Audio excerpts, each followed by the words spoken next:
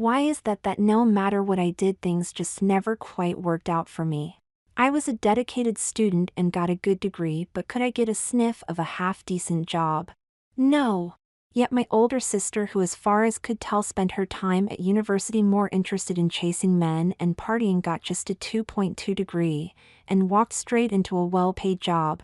Then, just to rub my nose in it, within a couple of years of graduation she was jetting round the world working for a successful Formula One team on a massive salary with all the benefits that such a life offered. Things as usual were very different for me, because I graduated just as the banks screwed the world's economy, triggering the worst recession since the Great Depression of the 1920s. Even with a first-class honors degree in computing science, could I find a job? No. Obviously, I was not the only one at this pickle, because most of my graduating year were stuck in the same trap and could not get jobs either.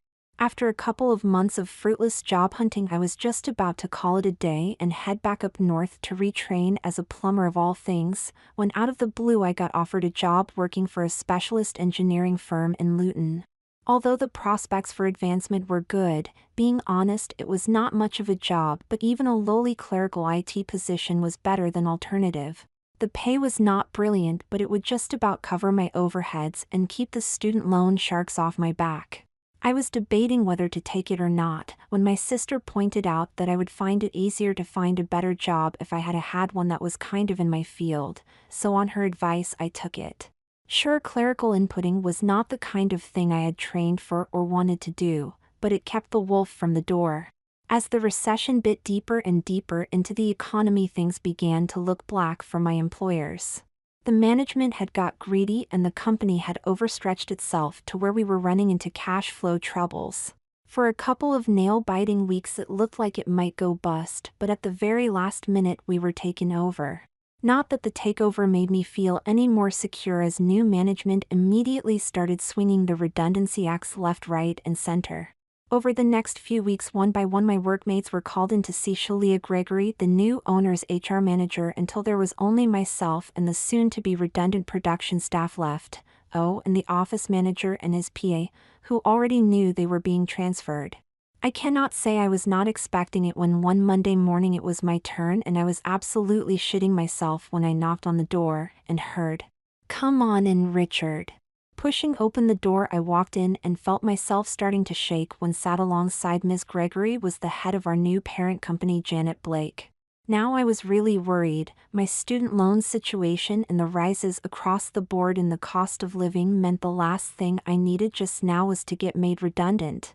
Although I had seen Ms. Gregory as she sighed through the staff, this was the first time I had ever seen Mrs. Blake.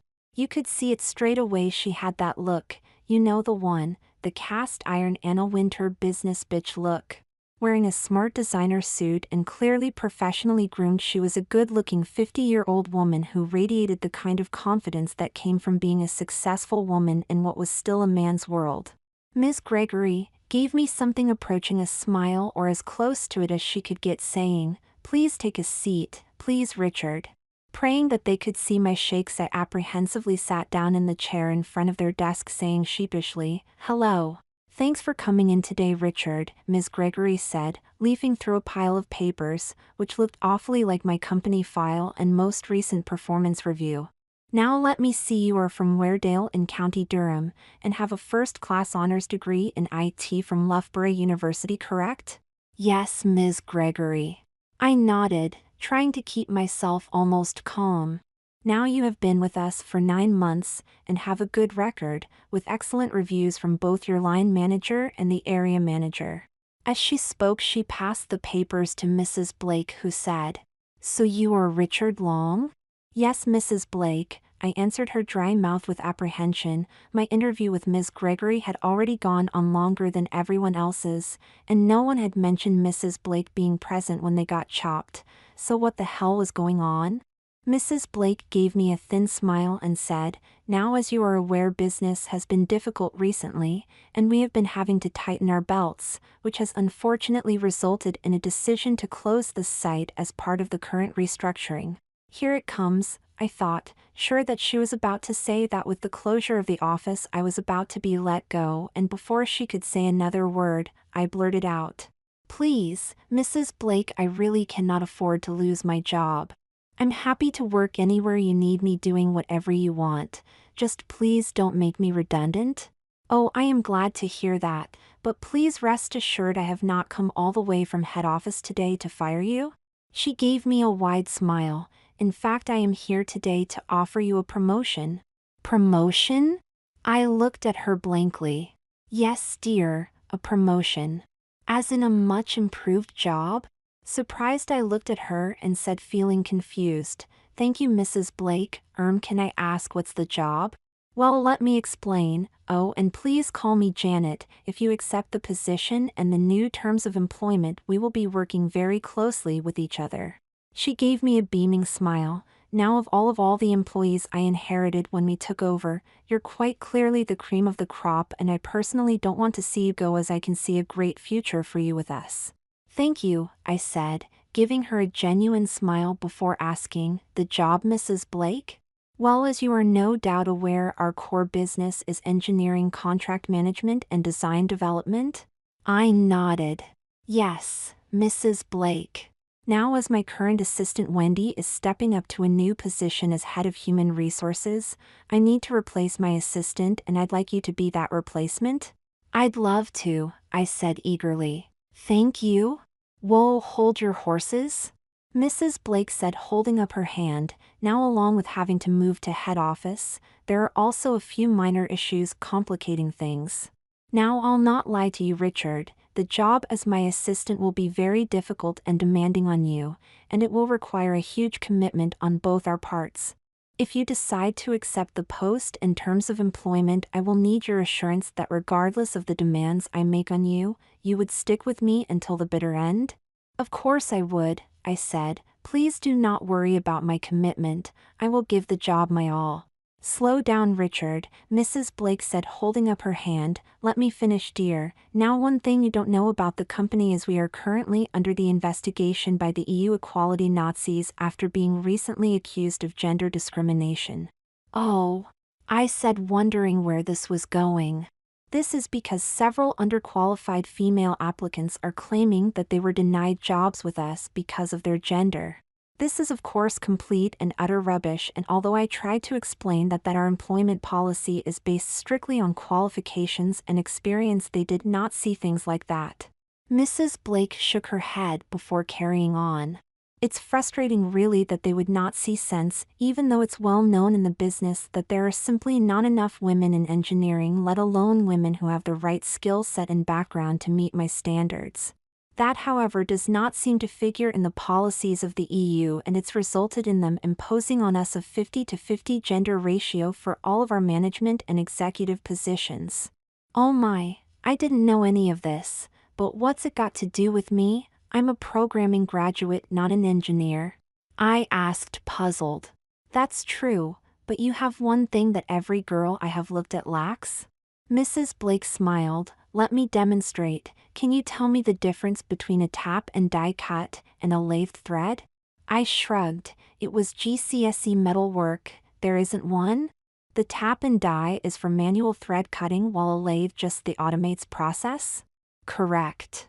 She smiled. "And this leads to my problem. There are hundreds of girls out there with your degree, but not one of them could have answered that simple question, and in the current economic climate I have neither the time nor the funding to train them at the kind of information you already have." I nodded, still not seeing where she was going. "So here's the issue. I have just taken on a new male project manager. I find that we do not have that 50-50 ratio in management slots, which means I need to employ a woman to replace Wendy." "Oh, so that's me sunk then?" I said, feeling like I had just had the cream snatched from before me. Mrs. Blake laughed. "Not necessarily, Richard, because there is a loophole in the EU rules, and as I really do need your skill set for this job, Shalia has convinced me that we should exploit this loophole." "Loophole?" I said, feeling like the cream was almost back in range. "Yes, dear, a loophole," Mrs. Blake said, "but if we wish to exploit, your commitment to the company must be absolute." "It will be," I said, anxiously eager. "Well, hear me out before you say so," Mrs. Blake said with a smile. because I'll admit that Shalia's proposal is a little off the wall. And that loophole is Mrs. Blake? I asked. Sheila? Mrs. Blake handed the interview over to Ms. Gregory, who said, "Well, Richard, the loophole Jan just mentioned is for you to take this position as a female, or more specifically a transsexual female." My professional poise slipped as I said, "Eh?" Leaving it hanging there for a moment, Ms. Gregory smiled and said, "It's quite simple really, if a little bonkers. There is a little passage in the EU Human Rights Act which makes it an offense to treat in terms of employment a transsexual female any differently to a genetic female."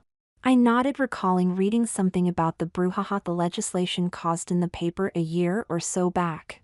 "Now if you agree, you will get promoted to Jan's office, with a commensurate pay rise and all the perks. Interested?" She looked at me with a steady smile. I blushed and nodded. "Good," Ms. Gregory said with a steady smile. "Now, as the treatment program for gender reassignment is a long drawn-out and protracted business taking on average 5 to 7 years, in reality all you're actually doing is taking on a temporary feminine identity until natural wastage opens a male vacancy for you. Obviously, during this period, you'd have to follow the real-life test program and maintain publicly a feminine appearance and lifestyle." I nodded, not sure I was hearing what she was saying. Naturally, Mrs. Blake butted in. "Any costs incurred in obtaining a female identity, such as the wardrobe, makeovers, hairstyling, along with any of the required identity retraining programs that are part and parcel of the gender reassignment process, would be covered by the company via our healthcare plan." "But I am a bloke," I said, blushing. "There is no way I could pass as a woman. I'm the wrong shape." Putting it bluntly, Mrs. Blake said, "That's cobblers. You're what, 5 feet 7 inches tall, perhaps 10 stone in weight, which puts your basic figure well within feminine norm, and when we take into account your thick hair and face as yet unblemished by whiskers, trust me my dear, you will make a smashing looking girl." Both set of eyes turned on me with "well" written large on their faces, and I was beginning to feel a little pressurized and held up my hand, saying, "Hang on a sec. I need a minute to get my head around this." My brain was going at a 100 miles an hour. Did I really hear that she wanted me to dress and act as a girl to take this job?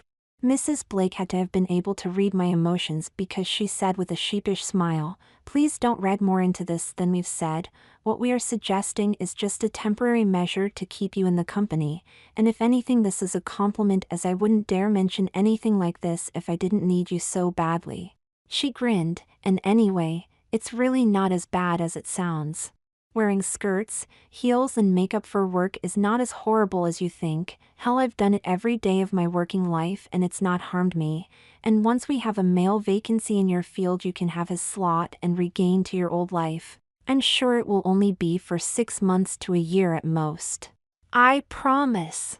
Now, what do you say? Can I have some time to think about it?" I hedged. "Not really, we want to get this office closed by the end of the week," Ms. Gregory said with a faint smile. "Oh." I felt a little sick. "So you need to know now?" "I am afraid so, dear," Mrs. Blake said. I was on the spot, and let's face it, I was making a decision that was going to have a profound effect on my life for the next few months. The idea of having to live as a girl sounded awful. Sure, I never really saw myself as one of the lads, having been more interested in programming and hardware than the beer drinking and skirt chasing that seemed to prerequisites of laddish life, but neither did I see myself a ponce, and the last thing I wanted to end up doing was having to mince about in high heels and skirts every day. Yet on the other side of the argument was the cold financial truth that I could not afford to lose my job, and that meant agreeing to their mad scheme. Also, when I considered how my sister's successful career had kicked off as an assistant to director's PA and where it had got her, I knew hooking up with a powerful and well-connected woman like Mrs. Blake could open no end of doors in the future, which made it very tempting. I sat there for maybe 5 minutes mulling the bonkers offer over in my mind, even though I knew that my financial situation meant I had no choice, and more than a little reluctantly I eventually nodded my head and said, "Thank you, Mrs. Blake, I think I'd like to take the position." "You will," Mrs. Blake's face lit up with the kind of smile that Helen of Troy must have owned, as she laughed delighted. "No thank you, my dear, because I just know that that will be the start of something great for both of us." She glanced at Ms. Gregory and said, "Right then, Shalia, what do we need to do to get this ball rolling, because I need him now?" "Well, a few witness signatures is about it," Ms. Gregory said. "I got everything set up and ready to go last week," as she started to pass me forms, saying, "Sign that lot, honey, and we can get you started straight away." I was hardly given time to look at the papers as Ms. Gregory placed them in front of me one at a time and told me where to sign. Jesus, if I had only a moment to read each document, everything might have worked out differently, but I didn't. "Right then, are we done, Shalia?" Mrs. Blake said impatiently. "One more." I did not even look at the form and just signed on the dotted line before Ms. Gregory and Mrs. Blake witnessed it, and then I found out that when Janet Blake said immediately, she meant immediately, as she stood up saying, "Come along with me, Richard," and led me from the office and the life I had known. By 11 I was in Mrs. Blake's plush office suite at head office, and she was introducing me to her current PA, Wendy, who followed us in clutching a tape measure, saying as she started to measure me, "At a guess, this is my replacement?" "Yes, this is Richard," Mrs. Blake said, giving me a smile as she said, "Richard, meet Wendy, my current assistant." "Hi," I said as she measured me and commented in a cheery tone, "Oh, that's good, he's almost a perfect size 12, before adding with a glance at Mrs. Blake, "Oh, and I cleared your schedule for today, Jan, and made the appointments you wanted arranging as soon as Shalia called to say that Richard had said yes." Mrs. Blake nodded, and started telling me about her plans for the future, and that once Wendy had my sizes she was off to town to buy me my new wardrobe. Smiling at Wendy, Mrs. Blake handed her a company card, saying, "There's a 10 grand limit on that, and don't be afraid to use it, honey. I want my new PA to look as good as she will perform." 10 grand! I gasped. Isn't that going a little overboard, Mrs. Blake, since I'm only going to be doing this for a few months?" "Rubbish, dear," Mrs. Blake laughed. 10 grand is next to nothing when a half-decent suit and shoes will set you back the best part of a grand. For someone who was used to spending 30 to 40 quid on clothes, Mrs. Blake's comment was clearly shocking, and she saw it on my face as Wendy slipped out calling, "I'll be back in a couple of hours, January." "Quick as you can, Wendy," Mrs. Blake said, before turning to me and saying with a light laugh, "Oh, you have so much to learn, honey, but it's absolutely imperative that you look like you belong in my office, and that means wearing clothes and accessories from all the right shops and designers." "Oh," I blushed, adding uncertainly, "Okay?" And then, Mrs. Blake said, "There is the simple fact that women's professional fashions are more varied and far complex than for men. We, and I mean we," she smiled and patted my hand. "Since you're one of us now, learn from an early age how to coordinate our outfits, accessories and makeup, so you have a lot of catching up to do, and I expect you to be a quick learner. Which reminds me that I must book you in with me at a seminar on professional fashion this weekend and get you started in the right direction about learning everything you'll need to know about looking attractive and professional." Bollocks! So much for the cup final. I had been planning on going to the pub and watching the match over a few beers, but instead it looked like I would be spending it with my boss, learning how to make the most of myself as a bloody professional woman. While Wendy was buying my new wardrobe, Mrs. Blake went through what I would be doing in my new role as her personal assistant. Except for the whole business of presenting myself in a female role, the work sounded quite straightforward, and if anything actually intellectually easier than my old job, which involved having to keep a rickety database working on an antique computer system. One thing that did become clear very quickly was keeping up with Mrs. Blake's train of thought was going to be a challenge, as she bounced from ideas to instructions and back to ideas with very little warning. Oddly, for all the embarrassment of having to be a girl to do the job, I was actually looking forwards to the work. As Wendy had said, she was back within a couple of hours, clutching dozens of bags and boxes. "Here we go," she said with a broad grin. "This is what you're going to be wearing for the next few months." With signs of clear delight, both women dived into the bags and boxes, holding up items and cooing over them as I felt my knees turn to rubber. They cannot be expecting me wear that lot, can they? Everything was frilly, silky, and at the girly girl end of the spectrum, and it was probably pretty clear on my face that I was asking myself if agreeing to this was such a good idea now I was seeing the reality of how I was going to be dressing. I don't want to sound ungrateful, Mrs. Blake, but is all this necessary? I mean, many working women wear pants and comfortable shoes for work, so why all the skirts and heels? Mrs. Blake laughed and said in a kindly tone, "Take a look around. Did you see any of the head office girls wearing pants? At this level of business, it's as much about image as ability, and I know damned well that a client distracted by a pretty pair of legs in short skirt and heels is worth 10% on a deal, so no one, including myself, in head office dresses casually. Now I know I'm asking a lot of you, but let's face it, you are going to get very, very well paid for being such a good sport about all this." She was right too, because I was getting a 4 full pay rise, and that shut me up. Telling myself, hell, for $60K a year plus bonuses you'd come to work naked. I sat in silence as Mrs. Blake rifled through the clothes, selecting a rose-pink shiny blouse, a smart-looking navy blue office skirt suit, along with a pair of tights, blue 3-inch heels, and a set of matching rose-pink lingerie. Handing it all to me, she said, nodding at a door behind her, "Now, why don't you slip into my private bathroom and try everything on so Wendy and I can get an idea of how you'll look as Miss Long."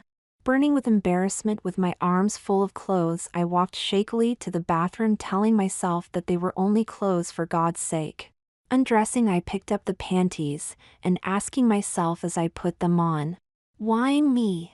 Jesus, it was humiliating. There was something deeply shameful about what I was doing as I slipped the skirt up my nylon-covered legs, and it felt like I was betraying my gender. I was breaking every taboo in the male book, but what choice did I have? Sweet Fanny Adams, that's how much. It was like a kick in the nuts to my male ego when I reluctantly looked at myself in the mirror and saw that other than my male head sticking out of the restrictive designer suit, I did not look bad in the outfit. Feeling decidedly queasy as I studied my reflection and resigned myself to dressing like this until Mrs. Blake could find an engineering qualified woman to square her employment practices with the equal opportunities rules. God only knows how long I dithered there, before Wendy chuckled through the door. "Either you come out or we're coming in." Swallowing dryly, I turned the doorknob. Feeling like I was wobbling all over the place in the heels, I opened the door and said, "Please don't laugh," as I walked out and faced them, blushing brightly. For a split second there was silence, and then Mrs. Blake said in a bright, delighted tone to Wendy, "Wow, just look at her. Not bad." Wendy said, with a nod, "Say a 7 or an 8 out of 10 from the neck down?" "Not bad." Mrs. Blake laughed. "I think she looks fabby, and that suit definitely looks the part. Hell, she's going to make me the perfect sexy and professional PA." Having hoped, probably in vain, that they would take one look at me and realize how stupid the idea was, hearing Mrs. Blake comments was not what I wanted to hear. "Well, how do you feel, honey?" Mrs. Blake said, grinning at me like a loon. "Truthfully?" I said, blushing like crazy. "I feel embarrassed and stupid and uncomfortable." "Well, that's understandable," Mrs. Blake said as I grumbled about how I was wobbling round in my heels. "How on earth are you supposed to walk in these shoes?" "Practice," Wendy said unsympathetically as I moaned. "Why is everything so tight and restrictive? Couldn't you have got me a loser skirt or something? I can only take a tiny steps and I feel half naked from the waist down." "You'll get used to it and probably find yourself wanting to wear even shorter skirts than that."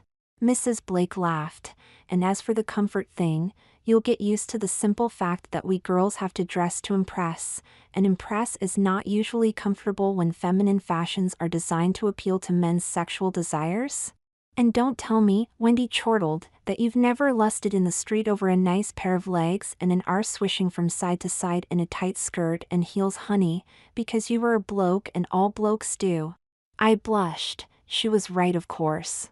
I was a typical bloke and enjoyed the sight of a tidy, well-dressed bird just as much as any other man. However, now that you're one of us. Wendy giggled. It's a case of you'll just have to get used to dressing as a sex object. Oh, I gasped. It had not occurred to that by agreeing to this I have to get used to being seen as a target for male sexual attraction. Mrs. Blake laughed at the look on my face. Don't worry, honey, it's just another thing you'll get used to, and in time, like millions of other women, you'll learn to just accept it, same as we all have had to. And I supposed it's only for work? I said, seeing a light in dark, so at least when I'm home or away I'll be able to be me? What on earth gave you that idea?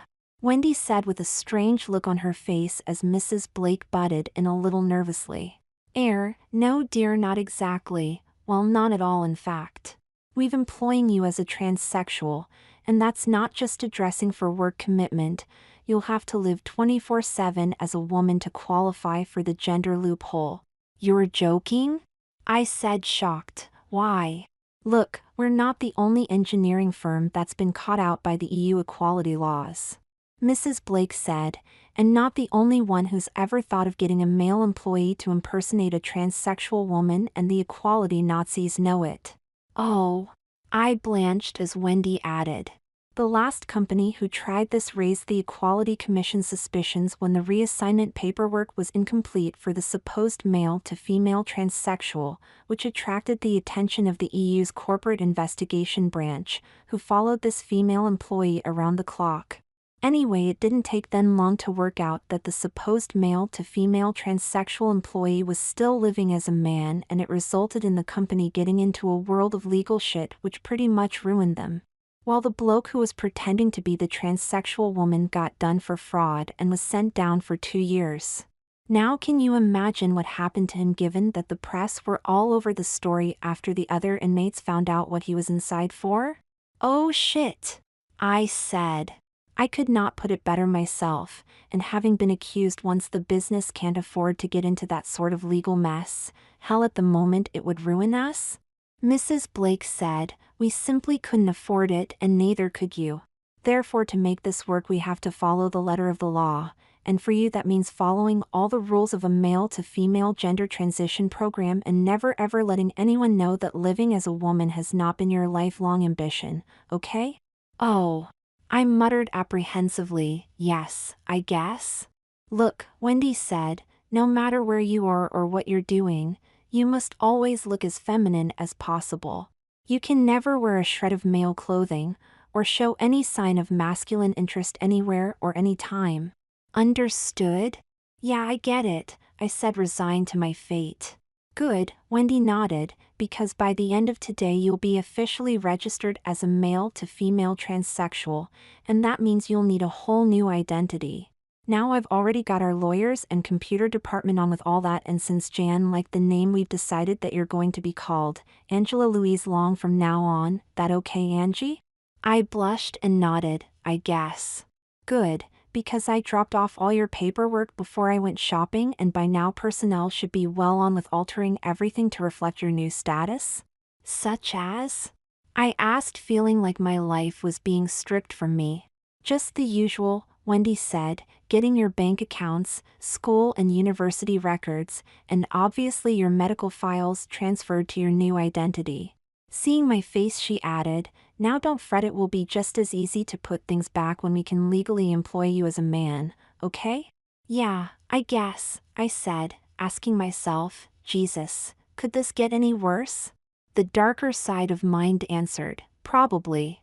As I prayed that this whole feminine thing did not go on too long. Mrs. Blake interrupted, now since you're having to move to head office and your current place is both too far from here and not really suitable for your new life, I've arranged you a new one just around the corner from here. I nodded, thanks. Mrs. Blake smiled and nodded, and don't worry about your things, Angie, Wendy will be getting everything picked up and moved, while we're getting you sorted out this afternoon. Well, other than you male clothes, obviously, Wendy laughed. Obviously, Mrs. Blake laughed, it would be a dead giveaway if our RLT girl kept any of her male clothes, and anyways it's not like you'll need them for the foreseeable future, so you might as well as drop them off at Oxfam when you're passing. Already planned to January. Wendy laughed. Now things were really getting out of control, and it finally hit me that my whole life was going to be completely feminized. Shit, by the time they were done there would be nothing to suggest that I had ever been a man. Oh, I knew intellectually that if I was going to live as Angela I would have to present myself to the world as a female, but the really scary part of it was the gut-wrenching realization I had no control over when I would be able to go back to living as Richard. Suddenly jumping to her feet, Mrs. Blake said, "Heavens, just look at the time, Angie. We have an appointment at the beauty salon in 20 minutes. Let's go." Beauty salon? Is that really necessary? I gasped. What are you going to do to me? Nothing you won't enjoy, dear. Come along, we're already late. Mrs. Blake said, taking my hand as she laughed. I'll explain everything on the way. Okay. Let me just get changed back into my clothes. I said, probably a little wild about the eyes. Angie, Mrs. Blake chided, these are your clothes now. You're going to have to get used to skirts and heels, and sooner the better, so come along as you are, we don't have all day. I was somewhere between terrified and burning with embarrassment as Mrs. Blake chivied me out of the private exit from her office and down to the parking garage. Get in, she said, blipping open the doors of her BMW, jabbering at 100 miles an hour about how much fun we were going to have. Not that it sounded like fun to me. This next stage of my feminization did not sound very appealing at all as she explained how her hairdresser had a sideline in making over girls starting their RLT real-life test, and the way she was talking about what was in store for me sent my stomach sinking to my toes. Chortling that I would be getting hair extensions, so I could have a long feminine hairstyle, and my ears pierced. Mrs. Blake told me that the beautician would decide if I needed electrolysis on the few hairs showing on my top lip when she shaped my eyebrows as part of the complete makeover that would include a ceramic tip manicure to correct the look of my short masculine nails. It all sounded pretty extreme to me, and I was torn between a desire to run like hell and the $60K plus benefits and bonuses a year they were using as a carrot. We must have spent hours in the salon, and every time I attempted to protest that they were going too far, Mrs. Blake just said shut up, because she knew exactly what she wanted.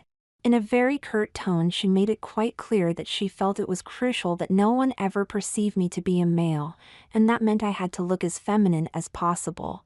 It's imperative that we remove every vestige of masculinity from your appearance so that if we do attract attention, anyone looking at your case will only see a good-looking transsexual girl leading a 100% feminine life, otherwise we could both be in the shit, out of a job and up in court.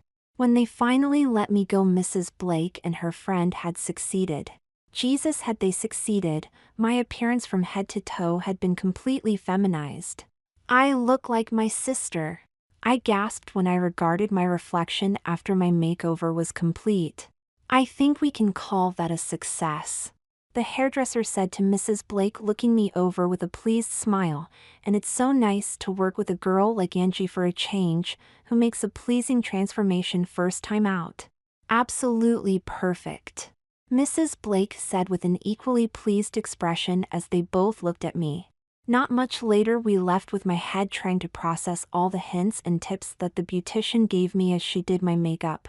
In my hand I was carrying a book on basic makeups, which the owner gave me along with even more advice on how to make the best of myself, advising me to study the basic working makeup in the book so I would have had a good chance of doing it right myself the next day before we were shown out. Mrs. Blake had also been busy with her company credit card again, because after she had got her hair and nails done she had left me in her hairdresser's hands and went and spent even more money on me.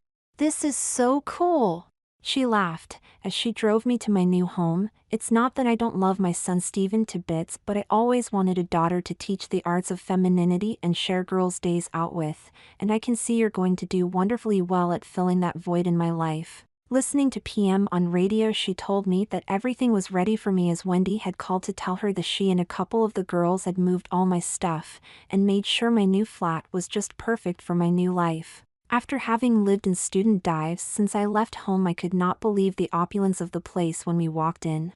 Sure, it was clearly a girl's flat, with its feminine fixtures and decoration, which even my old things did not dent. Not that there was much of my old stuff there. Wendy had also not just taken all my male clothes, as she had also winnowed through all my possessions and replaced anything that did not suit the girl they wanted me to become. Instead of the bike and car magazines, there were gossip, fashion, and beauty magazines. In the book's case, along with the sci-fi I chose to read for pleasure, were trashy romances and classic girls' literature, replacing my sports autobiography and military history books. Leaving me to have a look round, Mrs. Blake quickly unpacked her round of shopping as I noticed my collection of dinky and corgi cars had been replaced with dolls and soft toys. And seeing my face, Mrs. Blake said, "Like I said, there is a chance that the equality Nazis might check up on us. Let's face it, it's kind of unusual for me to employ someone like you in the head office, and I sure as hell don't want their suspicions aroused if they decided to take a look at my new transsexual employee. Hell, in the past they have been known to spy through windows and root through people's bins if they get a sniff of someone breaking their rules. So we need to completely immerse you in the feminine, okay?" "Yes," I squeaked. "Good, now I'll be testing you to make sure you've read these books and studied the magazines. If you're watching telly, it's reality TV, soap operas, or chick flicks, and absolutely no watching anything like sports, action films, or thrillers, well," she giggled, "unless it's with a boyfriend." I went white and mumbled, "That won't be the case." Laughing, "We'll see," Mrs. Blake added. "I mean this, until you're completely confident in being Angie, you can't risk anything that might give you away. So putting it simply, you must avoid anything that seems even remotely masculine from now on, and that includes your diet, which you will find pinned on the fridge door." "Oh, great," I muttered. "Not only do I have to look and behave like a woman, they are trying to make me think like one, eat like one, and live like one, to the point that I can't even escape from living a feminine life in my own flat." "Sorry, dear, I did not catch that," Mrs. Blake asked. "Nothing," I said, just thinking aloud, as I slunk onto the sofa. "No time to sit still, Angie," she laughed, pulling a handbag from her shopping, and after dropping a few cosmetics, keys, and a purse which I assumed held the contents of my wallet, she handed it to me, saying, "You'd be needing this from now on, Angie. Now come along, dear, we still have the most important stop of the day to take care of before you can settle in."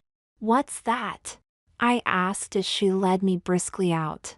"Surprise," she laughed, before driving me to the final appointment, and scarily, that was to see a doctor. We were obviously expected, as the receptionist waved us straight in to see the doctor, who said, looking from her desk, "Is this the girl, Jan?" "Yeah, meet Angie," Mrs. Blake said. "Angie, meet Dr. Sally. She's going to give you a long-term hormone implant, which will officially complete your change into a transsexual female under her care." Like I was a piece of meat, the doctor quickly examined me, doing the usual tests: pulse, blood pressure, and the like, before nodding to herself, telling Mrs. Blake, "Well, there's nothing wrong with her, Jan. She is healthy as a horse, and as she already clearly living in role, there's not reason why I can't accept her straight into the program." "Wonderful, Sally," Mrs. Blake chuckled. "I know Angie must be as pleased about that as I am." Like hell I was. I wanted to complain, but I knew it would be useless, and just did as I was told, as the doctor painfully injected me with a 6-month dissolving capsule that would slowly leach the feminizing hormones into my system. "Hang on," I said as the doctor painfully injected me with the implant, "isn't this just a little bit drastic? You said this was only going to be a few months, right? When I go back to being a man, I still don't want these hormones taking effect. Aren't these changes going to be permanent?" "Look," the doctor grunted, "you can't be classed a pre-op transsexual unless you're on hormone therapy." Before I could get another word in, Mrs. Blake said reassuringly, "Relax, Angie, unless you continue the hormone treatments regularly, there won't be any major permanent changes. The only reason for the implant is to qualify you as a transsexual woman, and I guess it could aid your feminine portrayal in the long run. Please don't worry about this, as if there are any changes, they will be subtle and won't be permanent." "Changes?" I yelped. "Yes, the doctor said. Since you're not a completely sexually mature male, that capsule will more than strong enough to halt the progression of any further masculine development and eliminate any chance of you developing any facial or increased male pattern hair. If in 6 months' time if you are cleared for the next stage, and you wish to proceed, then you will be given a more powerful implant, which will over a year or so soften your voice and maybe increase its pitch, along with triggering the development of breast tissue, that given your age and maturity in time should allow you to grow moderately sized breasts, as well as compounding the feminization started by this first implant. Such as? I asked. Oh, in your skin texture, personality, and emotional state, the doctor said with an unconcerned shrug, as I looked at her shocked. Don't look at me like that, young lady, the doctor snapped, bringing a beaming smile to Mrs. Blake's face. Giving me a firm, no compromising look, the doctor continued in a sharp but matter-of-fact tone, "It's too late for second thoughts now. Your paperwork's been filed, the name change is legal, and anyway that implant is embedded, so it's not like you can turn back." I hated myself knowing she was right as I mumbled, "Yes, doctor," feeling heartsick when it hit me that it had taken less than a working day to push this barmy idea way past a point of no return.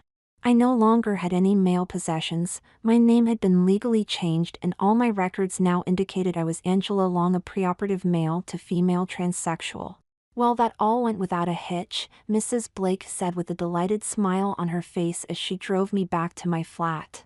You know, when Shalia first mentioned that I could keep you on and stay sweet with the EU if we got you on a male-to-female transsexual program, I had my doubts about it working, but now I've seen how you were turning out, I'm kicking myself for not thinking of it on my own."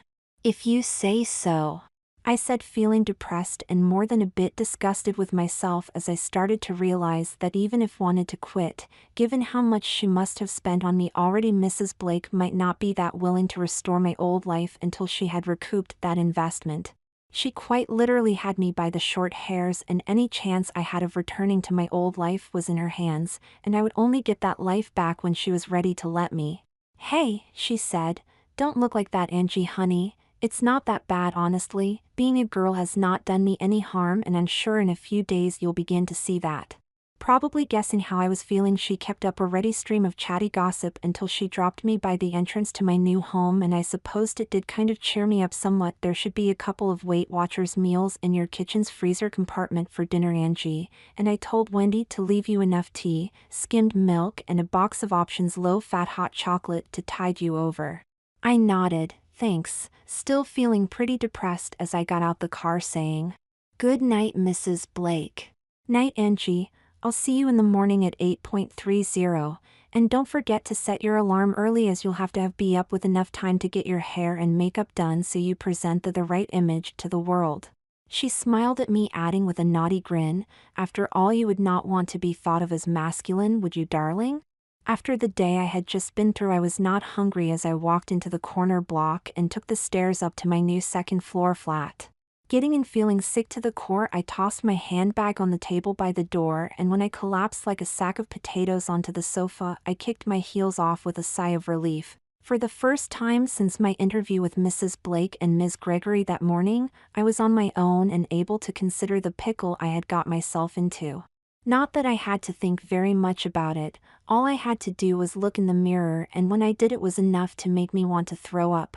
My once shortish, muddy brown hair had been dyed a golden blonde color and had been styled to brush my shoulders in a modern take on that classic Egyptian hairstyle.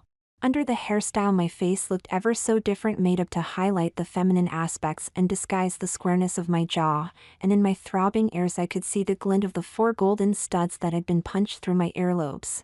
God knows how long I sat slumped there agonizing over what I had agreed to before I forced myself to my feet and went to make a pot of tea. "Bastard!" I grumbled, finding nothing that would hold a decent volume of tea, and ended up drinking it from a measuring jug rather than messing round with the poxy little cups in the cupboard. Mooching round the flat, I could not complain about the fittings and fixtures, which in comparison to my old place were out of this world.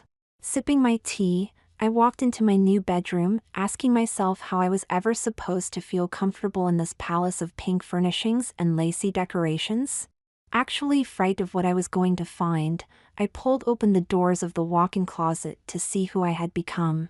All my clothes were gone, my rock concert t-shirts, my jeans and boxer shorts, along with my comfy para boots and trainers. Looking through what I was going to be wearing from now on, it quickly became clear that there was not a single pair of pants anywhere. In their place was an endless selection of blouses, casual tops, skirts, lingerie, nylons and more pairs of heels than a shoe shop.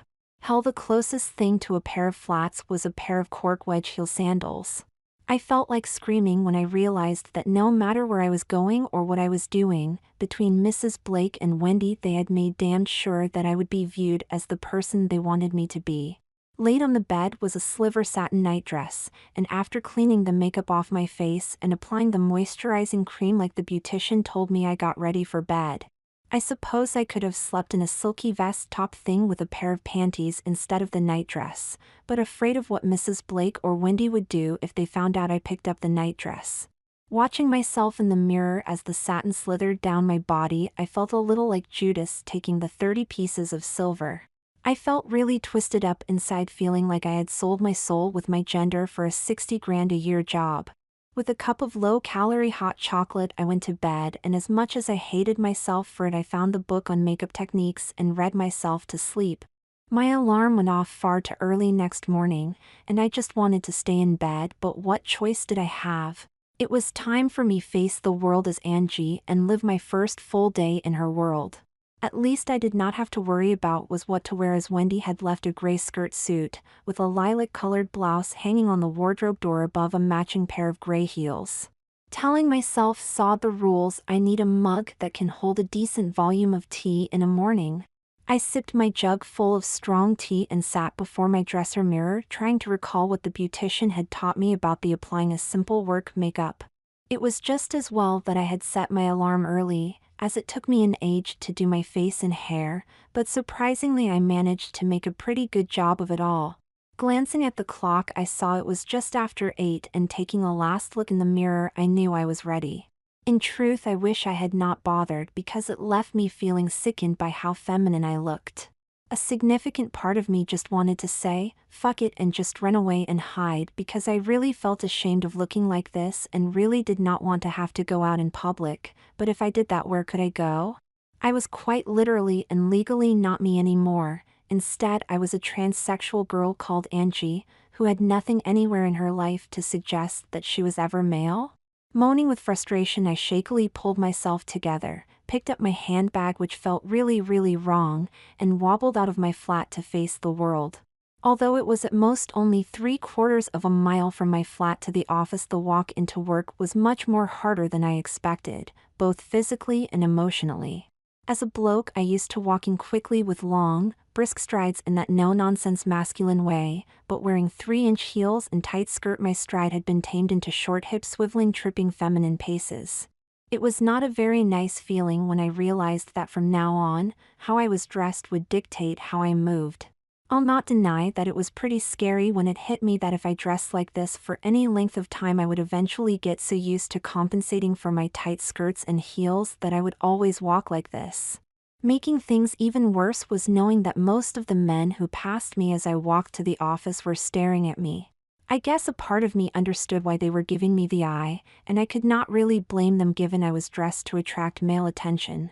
Even so, it came as quite a shock to my already unsteady emotions when it occurred to me that when I was a bloke, if I had seen a bird dressed like I was this morning, I too would have given her a lecherous once-over as she passed.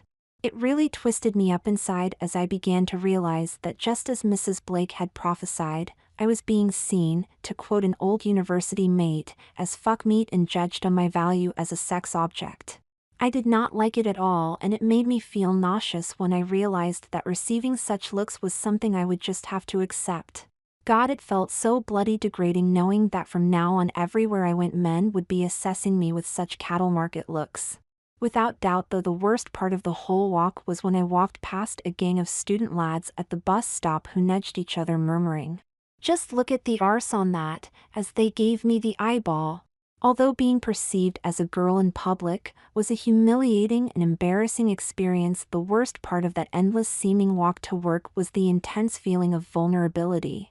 As a bloke, I could be reasonably confident that your average mugger would more than likely ignore me, and if one did, so long as he was not built like a brick shithouse, I knew I stood a fair chance of fighting him off for long enough to either discourage his attack or give myself the space I needed to run away. However, now I was being viewed as a female, I knew my chances of being attacked had just gone up astronomically, and having to dress like Mrs. Blake wanted in tight restrictive clothing and high heels meant I could neither fight back or run. It came as an earth-shattering shock to realize that if someone did try to mug me, I would be just another helpless woman. The walk to the office, which a day or so earlier would have taken me at most 10 minutes, took me 25, and it was a hell of a relief to get into the safety of work.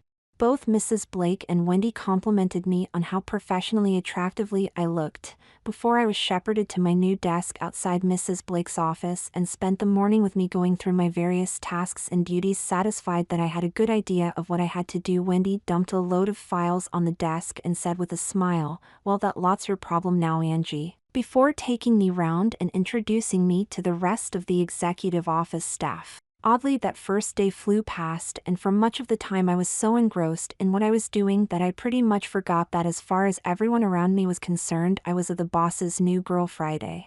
Other times, like when Mrs. Blake had a business meeting in the afternoon, I was intensely aware of how I looked.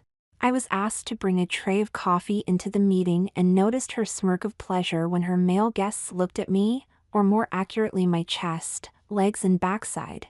It was pretty clear that getting looked at by lecherous eyes was not going to stop, and every time I felt such looks it was like having another flake chipped off my sense of masculinity. Walking home after work at the end of my first day, I tried to put my thoughts in order. Sure, even with all the embarrassment of feeling at times like I being lusted over, when all was said and done it had not been that bad. The job, although straightforward, was a challenge, and the tasks varied enough that I could tell that once I found my feet I would likely enjoy the work even more. After a rocky first couple of weeks, I found myself starting to get into a routine. The feminine clothing no longer felt quite as wrong or as unnatural, and I found myself accepting that as a professional woman it was how I was expected to dress. Sure, there were times like when I overheard the boys planning lads' nights out or trips to the football and Grand Prix when I would secretly seethe with envy. However, the thing that got to me the most of all was how easy they had it with none of the worries about coordinating outfits or needing 2 hours to get ready for work. It was so simple for them, and the number of times I yearned for the freedom to roll out of bed, have a quick wash, pull on a pair of pants and comfortable shoes and be out of the door in 10 minutes. I remember Wendy almost wet herself laughing when one morning after lads had clearly had a heavy night out when I moaned to her over a skinny latte. If only they knew how hard we women have it. Although I attracted some attention from the lads, my active avoidance and careful formality with them in comparison to some of the other office girls got me labeled as something of an ice queen. To be honest, I did not mind, as it meant I was passing, and as they had more willing targets available it kept their interest in me at a minimum. Even though I could see it happening, and at least consciously hated myself for it, little by little I was becoming that professional girly girl Mrs. Blake wanted, and my gradual adaptation was driven on by the fear in the back of my mind that I would be busted. No matter how much I tried to shut it, I could not forget their dire warnings about how the equality Nazis were likely to be keeping a close eye on Blake employment practices, and me especially. The very last thing I wanted was to get done for employment fraud and get sent to prison, so I actively tried to stamp out any of my male traits. For example, I made it a point to eat with the other girls at lunch, and I eagerly joined in their conversations about makeup, fashion, and the newest chick flick. Probably the thing that I found the hardest during those first few weeks and months was having to see a psychologist, who had no idea of the real reason for my transition, every fortnight. It was a compulsory part of the gender reassignment program, and having never felt comfortable about discussing my thoughts and motivations, having to talk to him was not an easy thing for me, especially as I could not tell him the truth. It really twisted me up inside having to tell him that from an early age I knew God had made a mistake in making me a boy. How I had always found it hard to relate to the other boys, and never felt comfortable doing boy things. As with everything else, Wendy and Mrs. Blake had made sure I was well briefed about what I needed to say to convince him that I was a genuine transsexual, but even so I still found myself avidly devouring anything I could find about transsexual issues to round out the party line. Aided by the lessons, seminars, and transsexual treatment programs that I diligently followed, I stated to find myself adopting a feminine mannerisms and body language until the ladylike gestures, posture, and habits started to become second nature to me. I do not think I could have resisted the way I became increasingly more assimilated into living and being Angie if I had tried, and a few months down the line I had got to the point where I felt like I had always worked as a woman, which was really, really freaky when I remembered I was actually a bloke. What with adapting to my new life, new job, and everything else, the weeks flew past until all of a sudden I had been living as Angie for 6 months.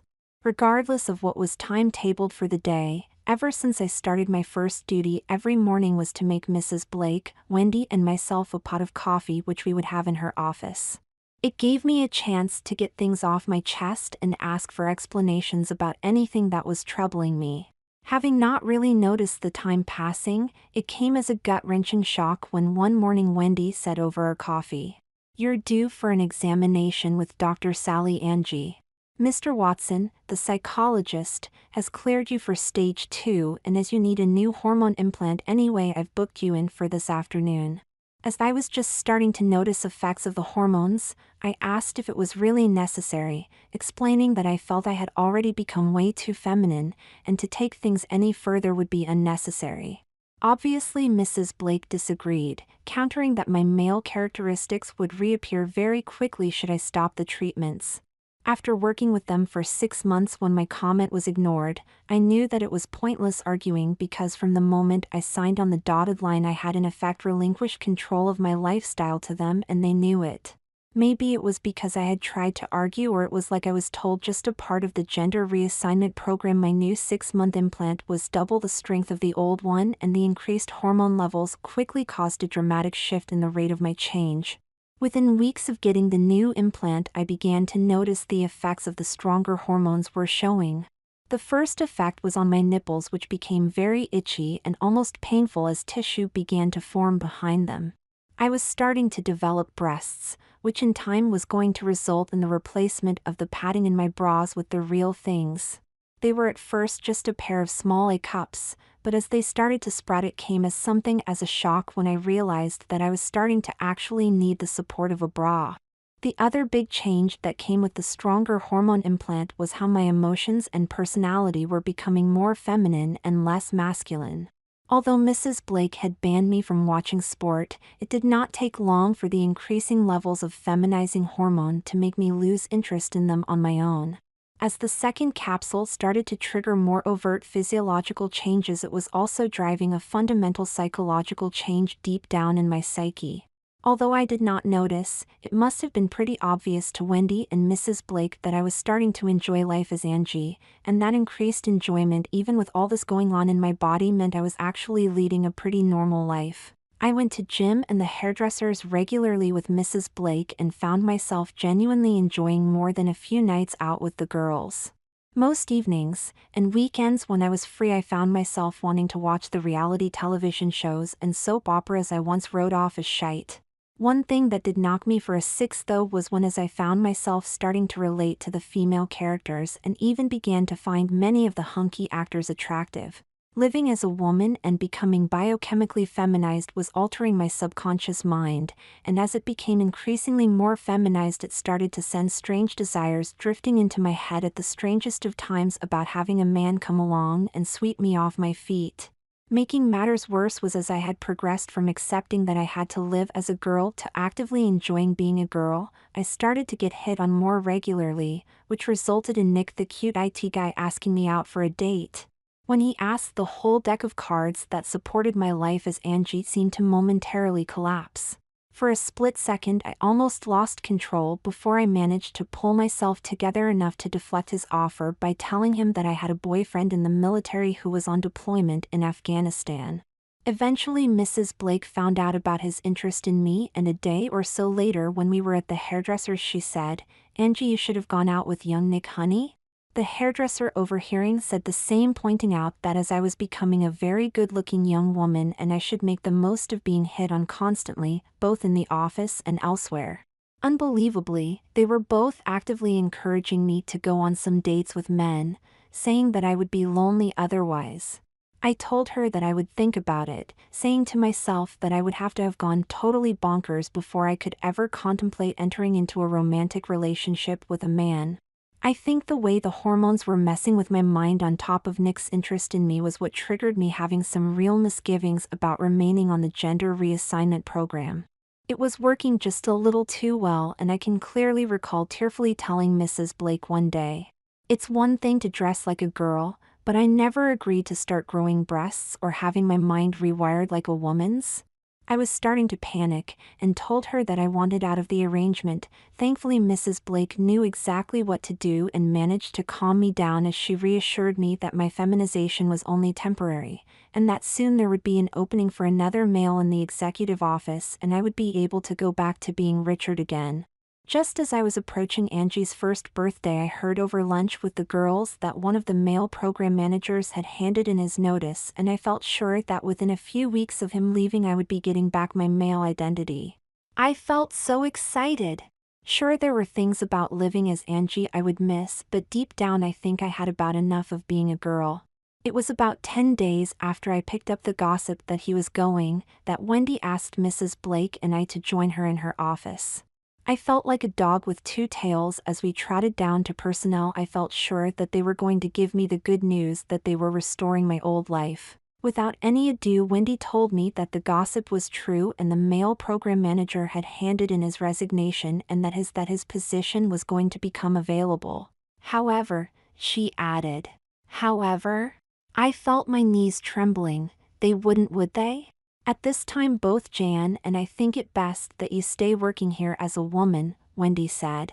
You do not have the skills to step into his job, and being honest, I have not been able to find a girl who can, which means I am going to have to appoint another man, putting us back in the same situation we were in this time last year. I just sat there gobsmacked for what felt like an age. How could they do this to me? They had promised me that as soon as there was a male vacancy I could have it. I had done everything they asked and shown my loyalty to the company in a way that was well beyond what they could reasonably expect from an employee, and now they were going to go back on their word? Seeing that I was close to tears, Mrs. Blake said in a kindly tone, "Let me explain, Angie. I know that I promised you that I would let you have your old life back as soon as I could employ you as a man, but as Wendy said, because the job is an engineering management slot, it leaves us with the same issue that started this. There simply aren't any qualified women to take that place." I tearfully nodded. Although we've advertised the post for the last 3 weeks and in the last few days we've had perhaps 50 worthwhile applications, Wendy said kindly, but not one of them has been from even a remotely qualified woman? "I'm so sorry that I can't let you leave your position, Angie," Mrs. Blake said, "but if Wendy cannot find an appropriate replacement, what can I do?" I mumbled through my tears. "I know, Janet, but..." Mrs. Blake patted my hand and passed me a tissue, saying, I really am so sorry about it working out like this, Angie, but you're simply too valuable to me as a female employee. So again, for the time being, I expect you to remain as you are now. I know you're probably disappointed, but you've been so good about things so far. I just know that if you can stay patient, something will come up soon, and when it does, we'll be able to give you back your old life. Please just trust me for a little longer and everything will work out for the best." So that was it. They were screwing me. Obviously, I was bitterly disappointed, and a part of me just wanted to lash out and scream about how unfair they were being, but what would that do except piss them off? They held all the aces and would only let me have my old life back when they were ready, and as much as I hated myself for it, I knew Mrs. Blake was right. The only way I could get back to living as Richard was patiently wait it out until she found a woman with the kind of project management experience and qualifications she needed. Even if I walked out today, it would not change a damn thing, well, other than to guarantee the permanence of my feminization, because even with what I had saved from my wages, I could not afford to reverse some of the changes that had taken place in my body without the company's financial backing. Feeling more than a little betrayed, Frustrated and resigned to my fate, I reluctantly returned to my now normal routine of living as Angie. I saw the psychologist, got my hair and beauty treatments done, went out with girls, and went to see Dr. Sally for my third and even more powerful replacement implant. Eventually I got over the disappointment and things rolled on as before, and the only difference was that I was becoming even more feminine, both physically and mentally, as the increasingly potent hormone treatments began to seriously affect me. I was approaching the end of my third course of hormones, and Richard's life seemed as alien to me as Angie's had when I started. In comparison to how I had looked a shade under 18 months earlier, my body was almost totally feminine. I had a pair of B-cup breasts, a slender waist, a nice arse, or so I was told, and I was beginning to wonder if they would ever let me return to living as Richard, when another male manager handed in his notice, potentially opening up my long-dreamed for male slot, and this time they could not say I was not qualified, as it was in the IT department. Obviously, after what happened last time, I did not want to get my hopes up, and it was just as well that I did not, because their reaction to the opening just confirmed my suspicions that Wendy and Mrs. Blake had no intention of letting me go back to living as a man. When I spoke with them about the post, they gave me the same line of bullshit about how valuable I was to them as a female employee. Making matters even worse was the simple fact that all their bull was true, because as the UK crawled from the recession, we were overwhelmed with contracts and subcontracts worth millions of pounds, and as much as it pissed me off, I knew she was right. I was that deeply involved with arranging 3 major contracts that Mrs. Blake really could not afford to lose me now, or take the time out she would need to break in a new PA, so I was still stuck. At the back of my mind, I was starting to wonder if perhaps they had lied to me right from the start about giving me back my life as Richard. Not that it mattered anymore, as next time I went to see Dr. Sally the fight was gone from me.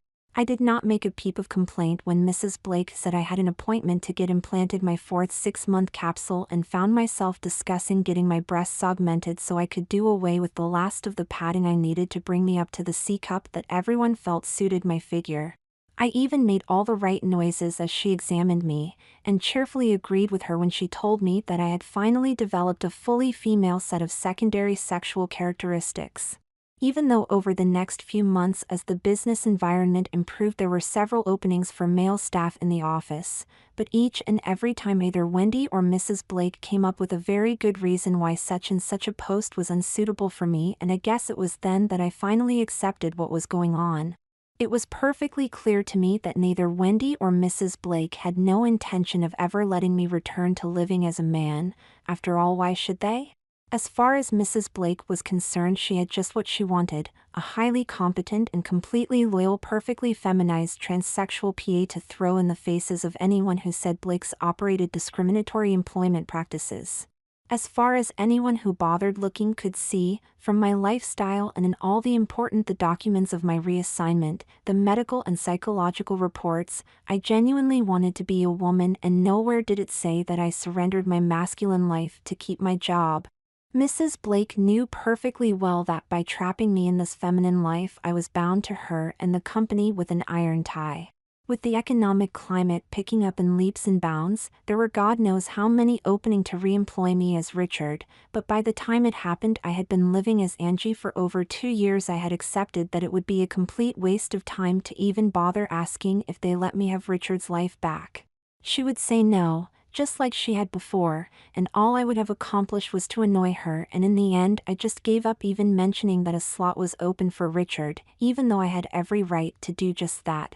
If Mrs. Blake noticed that I had ceased asking, she just wrote it off to me having fully adjusted, and likely took it as a demonstration of my commitment to her and the company. For me, even more than the changes caused by being on the gender reassignment program, the final nail in Richard's coffin was when my sister reappeared in my life. I guess I will never know if Mrs. Blake knew Jenny, my sister, was with the party from the Formula One Association, but she did appear to be as surprised as I was when she turned out to be my opposite number. Mrs. Blake had been off on one all week about the F1 meeting, and she had us all running round like headless chickens, making sure that everything was just right for their arrival. There were a few times during the run-up when I wanted to throttle her, as she kept changing her mind about how she wanted things while fussing over every little detail. To be honest, for me and probably the rest of the head office girls, it was a relief when they arrived, or at least it was until Jenny walked in with them. "Oh shit," I whispered to Wendy, who was stood beside me as Mrs. Blake welcomed the party. "That's my sister." "You're joking," she said, glancing at me and seeing I was not. God knows why she needed to look, as the familial resemblance was clear for all to see. Certainly Mrs. Blake saw it, and for a moment her well-rehearsed patter faltered when Mr. Scott, the head of the F1 party, introduced his assistant Jennifer Long. Ever the consummate professional, Mrs. Blake held out her hand and said, "Hello, I heard an awful lot about you. All good, I hope?" Jenny said with a smile as Mrs. Blake started to introduce her team, including me, and when she did, she said, "And I believe you know my PA Angie?" The similarity between us was remarkable. We were both wearing powder blue skirt suits and heels, amplifying the family resemblance that was clear for all to see. Except of course by Jenny and I, and for a moment there was an expression of total confusion on her face before she said, "Hello? Hiya, Jenny," I said, hoping she would not give me away. "It's been a while? Bloody hell, you look different," Jenny exclaimed, before catching herself and saying with a light in her eyes that told me I had a hell of a lot of explaining to do as she pulled me into a hug, "It's been too long, love." Looking me straight in the eyes, she said, "We'll have a long talk later," before she turned to her boss, who was looking from me to Jenny with an astonished look on his face. "This is my little sister, David." He gave me a wide smile and said, shaking my hand, "Well, hello, call me David." "Angie," I said, blushing brightly as he checked out my chest. "If it's all right with you, David, perhaps we can give these two time catch up while I show you round our design faculty?" Mrs. Blake said, smoothly adjusting the program for the afternoon. "Excellent idea, Janet," he said, "because if I know Jen, she won't be much use to me until she's answered that 'what the hell are you doing here?' question I can see on her face." Mrs. Blake laughed and said, glancing at me, saying, "Go and have a coffee with your sister Angie, and meet us in the boardroom in a half hour or so?" "Yes, Mrs. Blake," I said, hoping my voice was not as shaky as I was feeling inside as I said, "This way, Jenny?" "Angie, is it nowadays, little brother?" Jenny whispered in my ear as we walked from reception. "It's a long story," I said, "and being honest, Jenny, this is not the place to tell it." "Okay," she said, adding with a light giggle, "God, this is going to take some getting used to." "Tell me about it," I said. "You better." We attracted a few curious glances as we walked through the main office on our way to the tea room, and said, "Have a seat. What do you want, tea or coffee?" "Coffee, no sugar, please," she said at last, able to take a long gobsmacked look at me, and the first thing she said was, "Are they real?" as she prodded at my breast with her finger. "Mostly," I admitted. "Bugger me?" she said, "so you've done the hormones and everything?" I sheepishly nodded. "Mostly." "Including?" She nodded at my groin. I shook my head, feeling my hands shaking as I made us a coffee each. "Going to?" I shrugged. For a few seconds she stood there looking at me, before suddenly laughing. "Well, I was hoping to see you this trip, but I never in a million years thought you'd look like this, Rick." "Angie." "Angie?" She gave me a silly grin. "You know I kind of like that." Slipping into a chair, she looked up at me and said, "My God, just look at you." "Shocked?" I said, trembling in my heels. "What do you think?" she said. "But," she said, grabbing my hand and pulled me down beside her, "I think I'll get to like it. Hell, I always wanted a sister." I felt a wave of relief rush through me as I babbled. "I tried to write and tell you so many times, but I could never find the right words." "Not like you, pet," she said, giving my hand a squeeze that told me more than words that even if she did not understand, she accepted me. Oddly, since she had to be bubbling with questions, we did not actually talk about my change much over that coffee, as Jenny filled me in with what had been happening in her life since we last saw each other a week or so before I started to work for Mrs. Blake. Belatedly noticing she was wearing an engagement ring, I asked, Where did that come from? He's called Richard oddly enough, and he's a design engineer at Jaguar. Jenny said, unable to pull her eyes off me. And one of the reasons why I wanted to see if you would give me away next year, which given? She nodded at me, won't be happening now, so I guess you'll have to be a bridesmaid instead. I laughed. Fair point, I guess. So what about you? Jenny asked. Boyfriend? I shook my head. Girlfriend? No friend. I said. I could see she wanted to probe more, but before she could, the tea room opened and a couple of the girls walked in and asked as they put the kettle on. Who's your friend Angie? This is my sister, Jenny. I said. Thought as much. One of them said, as you look like two peas in a pod. Which made Jenny laugh. I do wish you wouldn't point that out. I've been trying to keep her out of my wardrobe all my life. Before they could involve us in a conversation, the office manager stuck her head round the door and said, Angie, you and your sister best get to the boardroom. I've just seen Janet coming back from over the road. What? I said as we walked to the boardroom. This. You know it's kind of surreal? Jenny laughed, adding, I hope this design deal comes off, as it will mean I'll be here with David pretty regularly and get to spend some time with you. She gave me a funny look and added, and don't think I've forgotten about what I said earlier about getting to the bottom of why my little brother is now my little sister, because when we were kids you never showed any indications of wanting to be a girl. Come round to my flat tonight and I'll tell you. I said, not looking forward to that conversation one bit, as putting it mildly she could be a little volatile and I might have been able to bullshit my way past a psychologist, but I knew I did not have a cat in hell's chance of doing the same to Jenny. This is nice, Jenny said as I showed her into the boardroom moments before our respective bosses arrived. Have a nice chat, honey? Mrs. Blake said as she walked in with David Scott. It was a lovely surprise, Jenny said. Good surprise, I hope?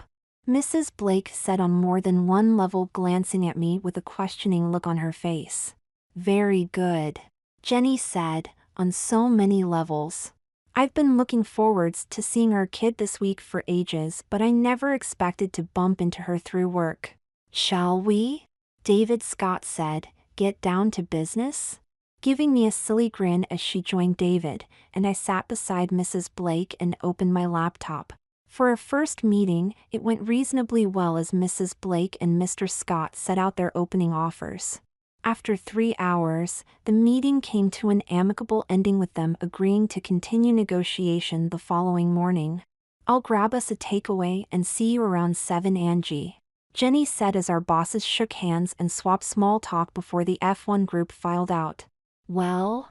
Mrs. Blake said, once we were alone, how did your sister take discovering her brother has become her sister? I sheepishly shrugged, fine so far, but God knows what she'll say after she interrogates me this evening. Going to tell her the truth? Mrs. Blake asked, with a strange note of apprehension in her tone. I shook my head. Not if I can help it, but our Jenny is very perceptive, and used to be able to smell any hint of BS from me, so I'll have to play it by ear. Fretting like mad about what to wear when I got home from work, I eventually settled on a denim miniskirt and loose halter-neck top, and feeling like a cat on a hot tin roof as I set the table waiting for Jenny to arrive. Hey, she said, when I let her in with a bag of Chinese food, this is an improvement on that dump where you were living up in Luton. Mind you? She giggled, so have you. My God, have you improved? Think so? I said, adding, you look nice. Jenny had also changed and stripped off her makeup. With her hair tied back in a loose ponytail, she was wearing a pair of Stella McCartney jeans and a Williams race team t-shirt with a pair of low-heel boots. Thanks and yes, Jenny said, I do think it's an improvement. She gave me a sly smile. So what couldn't you tell me at work? Drink? I offered, trying to deflect the question for now. What you got? Tea, coffee, or wine? I said, nodding at the food. Sort that out and grab a seat. Wine, Jenny took a longer look at me and added, and lots of it judging by your face, pet. Settling down at the table opening the boxes, she said. Hope you like salt and pepper ribs, sweet and sour chicken with boiled rice and prawn crackers, Angie? Bringing us a large glass of wine each, I joined her at the table saying, suits me. Okay, fess up, Jenny said once she had divided up the food and had a sip of wine. How did my little brother suddenly turn into my little sister? Adding with a sly grin, I'll admit it was one hell of a shock when I saw you this afternoon, but having had a chance to think about it, I'm not that surprised given how much you used to enjoy playing dress up with me when we were kids. I nodded with a giggle. Oh, I did, didn't I? Jenny gave me a secret smirk as she added, you know, I always half suspected that you had been dressing in my things when you were a kid, and looking at you now I guess I was right. Deciding that it would be much easier to let her assume her suspicions that I liked dressing in her thing when I was younger was true, I giggled and said, who, me? Over the bottle of wine, I told her pretty much everything.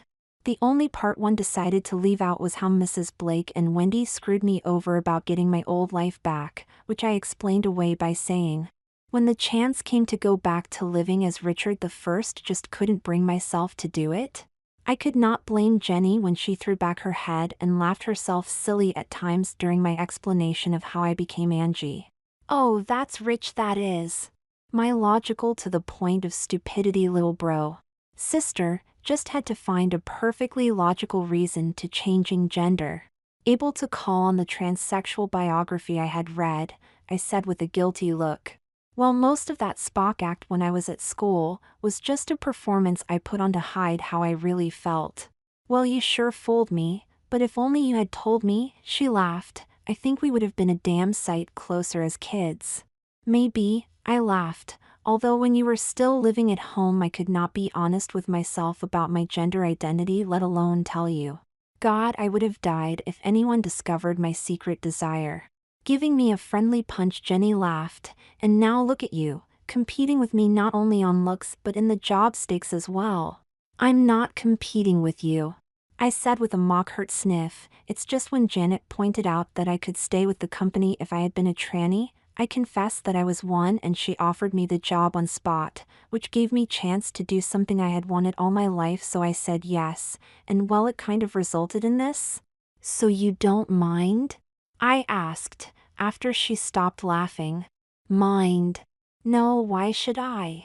Jenny said, so long as you're happy, what right have I got to complain about how you lead your life? She took hold of my hands and gave them a squeeze. You're the only family I have left, and if turning into my little sister makes you as happy and content as you appear to be, then I'm happy. Thanks, Jen. I've been dreading telling you. She cocked her head and gave me a look. You are happy, aren't you? Most of the time, I said with a smile. Good, Jenny said, because you look it, and I don't think I've ever seen you as relaxed or giggly as you are now. It's an act. I laughed, as I noticed her looking at me with an expression on her face I recognized, as it usually got me into trouble when we were kids. What? You going to show me those puppies then, little sister? Jenny said, prodding my breast again with a giggle of curiosity. If you want, I blushed. Oh, I want. Jenny said, reaching out to pull the tie that held my top fastened behind my neck. Letting out a gasp, she said when I pulled my top free and showed her my breasts. Oh my, you weren't joking about them being real, were you? In many ways it was such a relief to tell someone the truth, or as close to it as I dared be, and when I got into work next morning, even though I had a bit of a hangover from the 2 bottles of wine we drank, I was still grinning about Jenny's acceptance of Angie. Judging from that smile, things went well with your sister last night, Wendy said, falling into step beside me as I walked Mrs. Blake's office with our morning coffees. Brilliantly, Wendy, I said as we walked in and found Mrs. Blake hanging her jacket up. Morning, January, Wendy called, adding to me, and did you tell her everything? Mostly, other than a white lie or two about what motivated me to agreeing to working as Angie, and I did not mention the real reason why I've gone this far with my gender reassignment. Unlike Mrs. Blake, at least Wendy had the good manners to look a little embarrassed when I mentioned not going back to living as Richard. I could see the question why in her eyes and added, Our Jenny did not need to know, and I think if she found out it would scupper any chance of us getting recognized as official F1 contractor. The F1 party arrived just after 11, and during a break in the negotiations so they could discuss our pitch in private, Jenny stood up and picked up the coffee tray before I could reach it, saying, "If you don't need me for a few minutes, David, I'll just give our Angie a hand with the coffees." "Fine, Jen," he said, waving her away as he read through the offer. Mrs. Blake and I had spent most of the morning writing and rewriting until we were both satisfied that we had covered all the bases. The moment the boardroom door was closed, she turned to Mrs. Blake and said, "Can I have a quiet word with you when we're finished, Janet?" I saw the sudden tension in Mrs. Blake as she said, "Of course, Jenny, you'll find my office just down the hall." "Great," Jenny said, before glancing at me saying, "Come on, Angie, let's make the coffee and then I can get back to work." When we filed back in about a half hour later, the F1 team had made a decision, and after ironing out a couple of minor points in the contract, they provisionally agreed to sign. Now all we had to do was prove we could manufacture the fitting to their standards in the quantities they required. "So anything planned for this afternoon?" Mrs. Blake said, making small talk with David Scott as Jenny and I filed the various items of paperwork. "Nothing business-wise," he said, adding with a grin, "I must say I am glad we wrapped this up pretty quickly, as it means we've got a day and a half in London before we're due back." After a final round of handshakes, the F1 team made their way out. Jenny, however, did not leave, telling David, "I'm going to hang on here until our Angie finishes and then we're off shopping." "Okay, Jen," he said with a smile, "I'll call if I need anything, and see you back at the barn on Friday." Glancing at Mrs. Blake after David left, Jenny said, "Have you got time now, Janet?" Mrs. Blake nodded and said, handing me the paperwork, "File that lot for me, Angie, and then bring a tray of coffee to my office, dear." She gave Jenny a smile and said, "Shall we?" Taking the paperwork, I said with a nod, "Okay," and headed off. Before I got pulled in, Jenny had a look in her eye that I did not recognize, and it worried me. It was a fairly easy decision. If Jenny was going to throw one, I'd be better out of it, and saying, "See you in a little while, Jenny," I trotted off. "So what can I do for you, Jenny?" Mrs. Blake said once they were in the privacy of her office. "Nothing really. I just wanted to thank you for everything you have done for our Angie," Jenny said with a grateful smile. "She told me last night about how you have let her use the company medical plan to cover the costs of her treatments and helped her out in so many other ways." Giving Jenny a beaming smile, Mrs. Blake said, "Think nothing of it, Jenny, and trust me, I have gained far more than it cost me, both personally and professionally." "Well, I hope you won't hold it against me," Jenny said with a smile, "if I disagree with you, because from my point of view I think we've, as in Angie and myself, have got the better of it." "What do you think that?" Mrs. Blake asked curiously. Jenny gave her one of her cock-headed looks. "How well did you know Richard?" "Not that well," Mrs. Blake admitted, wishing she had asked me just what I had told her. "No one did," Jenny said, "including me. He might have been my brother, but Richard was impossible to actually talk to, but I'm guessing that self-contained shell he kept people away with was because he was hiding Angie inside." She gave Mrs. Blake a huge smile as she added, "Last night was the first time ever that we actually really talked, and I have you to thank for that." "Think nothing of it," Mrs. Blake said with a nod of her head, patting Jenny's hand as she asked, "So you don't mind that your kid brother is now your little sister, because the poor thing was absolutely terrified when you walked in yesterday?" "Not at all," Jenny laughed with her eyes bubbling cheerfully. "Although one of these days you're going to have to tell me how you got him to admit he was a tranny." "It was not me," Mrs. Blake said, "but my former HR manager who asked him, but knowing Shalia, she was probably pretty blunt about it." "She would have had to be," Jenny laughed, "as Richard was very good at keeping secrets." "So you never suspected when you were younger?" "Oh, I had suspicions," Jenny said, giving her smile, "that he liked dressing in my things, but until yesterday I did not know if I had imagined it or not, and even now." At that moment I knocked and walked in with the coffee and Wendy in tow, and said somewhat peevishly, "What?" When Jenny laughed, I keep having to pinch myself to make sure that this isn't a dream. Whatever they had said had clearly put them both in exceptionally good moods, and I glanced at Wendy saying, "You any idea?" "Nope," she said with a smile, adding to Jenny, "Hello, I'm Wendy. I've been dying to meet you since Angie pointed you out yesterday." At that moment the phone rang, and picking it up I said, "Mrs. Blake's office, Angie speaking." It was one of our subcontractors, and showing a surprisingly diplomatic side Jenny said, standing. "I'll let you take that in private, Janet," as I said, "Want my door keys?" Mrs. Blake put her hand over the mouthpiece and said, "This won't take long, Jenny. If you go wait by Angie's desk, I think we can manage without her for the rest of today and tomorrow, so you can hit the shops without having to worry about time. This one," she nodded at me, "has more holidays in the bank than she knows what to do with." It was really nice just to spend some time with Jenny, and we had an expensive but fun-filled outing doing the round of all the fancy boutiques and designer outlets the following day. I was sorry to see her go, but she had her life to lead and I had mine, but now we were properly back in contact. We chatted regularly on the phone and got together once a month or so. Getting the F1 contract meant I was kept very busy, and after the excitement of Jenny's surprising visit, soon things got back to normal. I went back to the fortnightly session with my psychologist, who responded very positively when I told him about meeting Jenny, and finally passed me for surgery should I desire it. I was not sure that I did, but Mrs. Blake did, and just as promised, when I first started on this path, every expense of my gender reassignment was been covered, including the breast augmentation that Mrs. Blake gave me as a birthday present. Being honest, I did not really fancy the idea, but as Jenny pointed out when I told her, I had breasts anyway, so I might as well as have nice ones. So I went and got them done by a Harley Street surgeon who swelled my pert B cups to a pair of C cup knockers, which attracted male interest in me to the point where I had men chasing me like flies round a honey pot.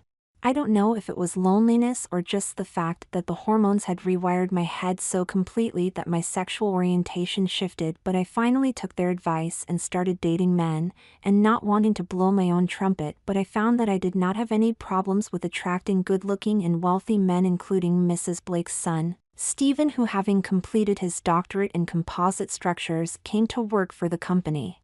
I first met Steve a couple of weeks after I started working as Angie.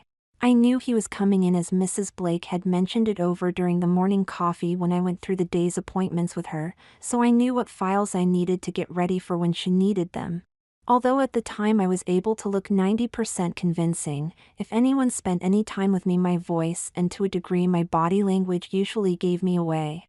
Obviously when I was read it mortified me, but it actually helped make me more convincing as the M to F transsexual I was at that point in time pretending to be. By the time Steve started, I had been dating men since my augmentation and was completely assimilated living as Angela. At first I was very wary about getting involved with Steve because when he started hitting on me just days after he started, I was not sure how much he knew about me. For all that I did like Steve, I probably would not have started dating him if Mrs. Blake had not told me one morning, "For God's sake, Angie, just go out with him, or I'll never get any peace at home." "But?" I babbled. "No buts, love," Janet said with a smile. "You like him, don't you?" "Well, yes," I admitted. "And it's pretty clear to me that he also likes you," she said. "So what's the problem? You're both single and it's not like you've never dated guys before, Angie." "I know, but he's your son, for God's sake, Janet." "Yes, he is, and trust me, dear, when I say in comparison to some of the people he brought home with him as a student, you are a much more suitable partner for him in my eyes than any of them." "But I'm not really, eh?" I said, feeling slightly tearful. "You are to me and to Steve," Janet butted in. "He knows what you are and doesn't care, so why worry about it?"